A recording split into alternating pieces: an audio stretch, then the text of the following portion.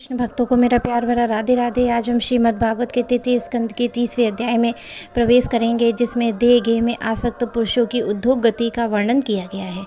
श्री कपिल देव जी कहते हैं, माता जी, जिस प्रकार वायु के द्वारा उड़ाया जाने वाला मेघ समूह उसके बल को नहीं जानता है, उसी प्रकार यह जीव बलवान काल की प्रेरणा से भिन्न भिन्न अवस्थाओं तथा योनियों में भ्रमण करता रहता है, किंतु उसके प्रबल पराक्रम को नहीं जानता है। जीव सुख की अभिलाषा से जिस जिस वस्तु को बड़े कष्ट से प्राप्त करता है, उसी उसी को भगवान काल विनिष्ट कर देते हैं, जिसके लिए उसको बड़ा शोक होता है। इसी कारण कि यह मंदमती जीव अपने इस नाशवान शरीर और उसके संबंधियों, घर खेत धन आदि को मोहवश नित्य मान लेता है।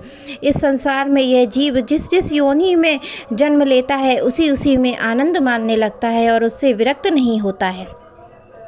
यह भगवान की माया से ऐसा मोहित हो रहा है, जैसे कर्मवश नार की योनियों में जन्म लेने पर वहाँ की विष्ठा आदि भोगों में ही सुख मानने के कारण उसे छोड़ना नहीं चाहता है। यह मूर्ख अपने शरीर, स्त्री, पुत्र, पशु, ग्रह, धन, बंधु बांधवों में अत्यंत आसक्त होकर उनके संबंध में नाना प्रकार के मनोरथ करता हुआ अपने को बड़ा भाग्यशाली समझता है। उल्टा स्त्रियों के द्वारा एकांत में संभोग आदि के समय प्रदर्शित किए हुए कपटपूर्ण प्रेम में तथा बालकों की मीठी मीठी बातों में मन और इंद्रियों में फंस जाने से गृहस्थ पुरुष घर में दुख प्रदान कपटपूर्ण कर्मों में लिप्त हो जाता है। उस समय वह बहुत सावधानी करने पर यदि उसे किसी दुख का प्रतिकार करने में सफलता मिल जाती है, तो उसे वह सुख सा मान लेता है।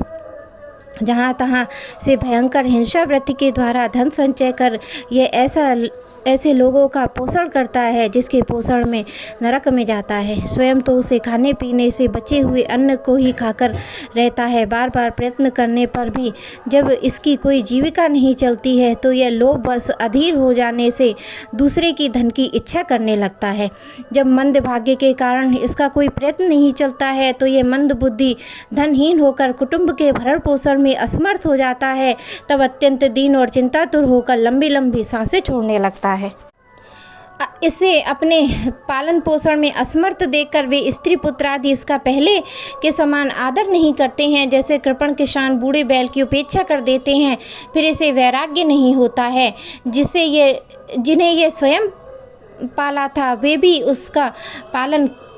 भी अब उसका पालन करते हैं। वृद्धावस्था के कारण इसका रूप बिगड़ जाता है, शरीर रोगी हो जाता है, अग्नि मंद पड़ जाती है, भोजन और पुरुषार्थ दोनों ही कम हो जाते हैं।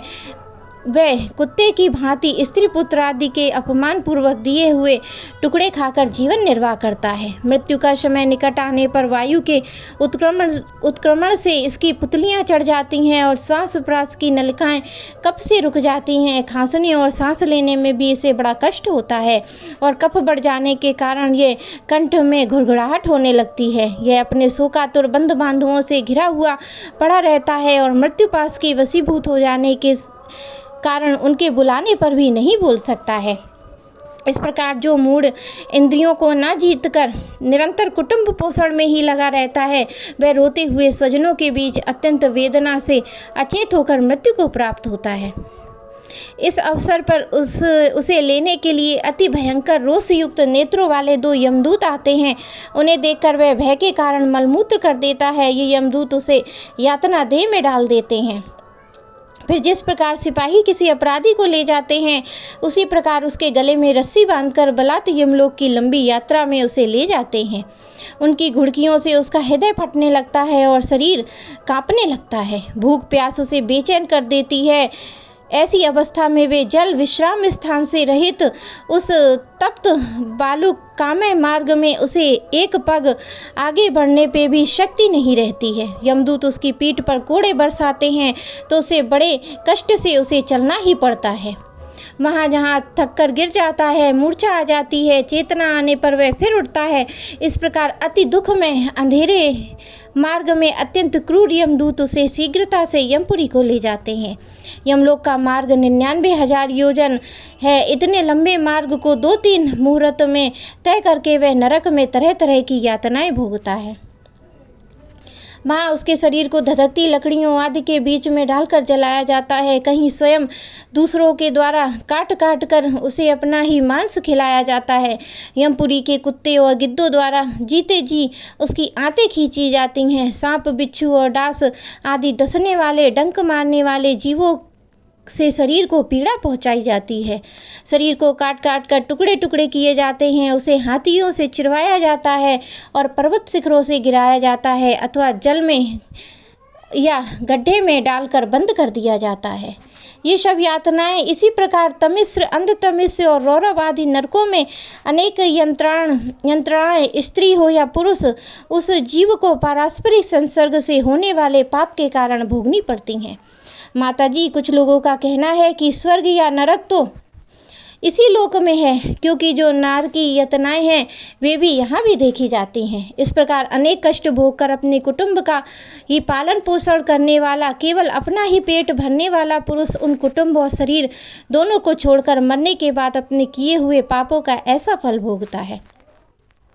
अपने इस शरीर को छोड़कर प्राणियों से द्रोह करके एकत्रित किए हुए पाप रूप और पाथे को साथ लेकर वह अकेला ही नरक में जाता है। मनुष्य अपने कुटुंब का पेट पालने में जो अन्याय करता है उसका दैव विहित कुफल वह नरक में जाकर भोगता है।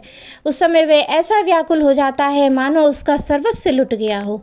जो पुरुष निरी पाप की कमाई से अपने परिवार का पालन करने में व्यस्त रहता है वे अंततः इस नरक में जाता है, जो नरकों में चरम सीमा पर का कष्टप्रद स्थान है। मनुष्य जन्म मिलने के पूर्व जितनी भी यातनाएं हैं तथा सूकर, कुकरादि योनियों में जितने कष्ट हैं उन सबको क्रम से भोगकर शुद्ध हो जाने पर फिर वे मनुष्य योनि में जन्म लेता है। मेरे प्यारे कृष्ण भक्त